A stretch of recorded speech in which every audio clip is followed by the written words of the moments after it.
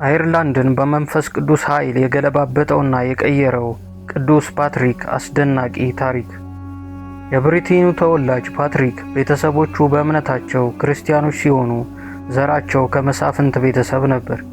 የፓትሪክ ቤተሰብ ባለጠጎችና የመሳፍንት ዘር ቢሆኑም የባህር ወንበዴዎች ፓትሪክን በዚህ ባለጠግነት ውስጥ እንዲያድግ እንቅፋት ሆነውበት ነበር ያደገው።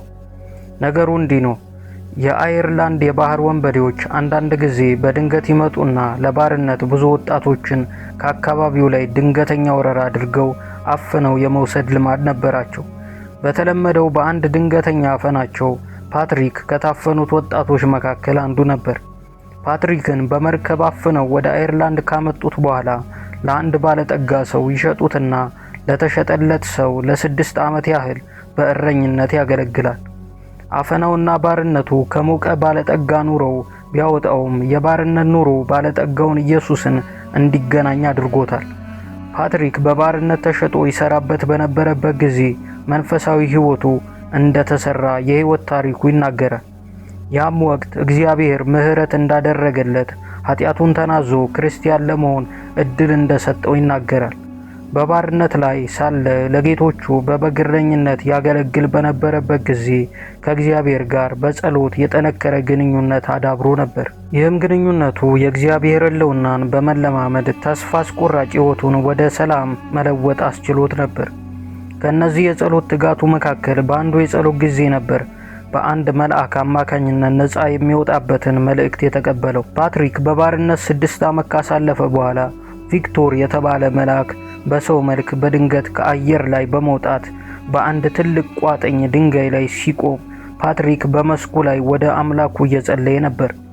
መልአኩም በጾምና በጸሎት ማሳለፍ መልካም ነው፣ በቅርቡ ወደ ራስ ሀገር ትሄዳለህ፣ መርከብ ተዘጋጅቶልሃል አለው።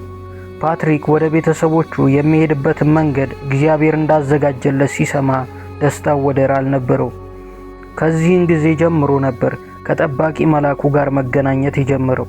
መልአኩም በተደጋጋሚ በግልጽ ከመገለጡ የተነሳ ጋር የሚያውቀውን ሰው ያህል ነበር ያውቀው የነበረው። ታዲያ አንድ ቀን ፓትሪክ የመልአኩ ስም ማን እንደሆነ ለማወቅ ፈለገና ጠየቀው። የሰማይ መልእክተኛው መልአክ መዳን ያገኙትን ለማገልገል የተላኩኝ መንፈስ ነኝ፣ ስሜም ቪክቶር ይባላል። አገልግሎቴ በተለይ አንተንና አገልግሎትህን በመርዳት ላይ የሚያተኩር ነው ማለት አገልግሎቱንም ተልእኮውንም ወደ ፍጻሜ እንዲያመጣ በአብሮነት የሚሰራ ረዳቱ እንደሆነ መልአኩ ነገረው። እዚያም ፓትሪክ ወደ እንግሊዝ የሚመልሰው መርከብ ወደሚገኝበት ወደ አይሪሽ ባህር ዳር የሚወስደውን 200 ማይል ጉዞ እንዴት መጓዝ እንዳለበት መልአኩ መመሪያ ሰጠው። ፓትሪክም በመልአኩ መመሪያ መሰረት በተሳካ ሁኔታ ያለ ፍቃዱ ከተያዘበት ባርነት አምልጦ ወደ እንግሊዝ ተመለሰ። ፓትሪክ በእንግሊዝ ከቤተሰቦቹ ጋር ለብዙ ዓመታት ከተደሰተ በኋላ ቪክቶር የተባለው መልአክ በህልሙ በድጋሚ ተገልጦለት ቀጥሎ እግዚአብሔር በሕይወቱ ሊያደርግ ስላለው ዓላማ ነገረው። መልአኩ መልእክቱንም ድራማ በሚመስል ህልም በማሳየት ነበር የነገረው። መልአኩ የሚያንጸባርቅ ልብስ ለብሶ በተገለጠበት ምሽት በእጁ ብዙ ደብዳቤዎችን ይዞ ነበር። ከደብዳቤዎቹም አንዱን ለይቶ ሰጠው። ፓትሪክ ይህንን ራእይ እንዴት እንደተቀበለው ሲናገር መልአኩም በእጁ ብዙ ደብዳቤዎች ይዞ ነበር።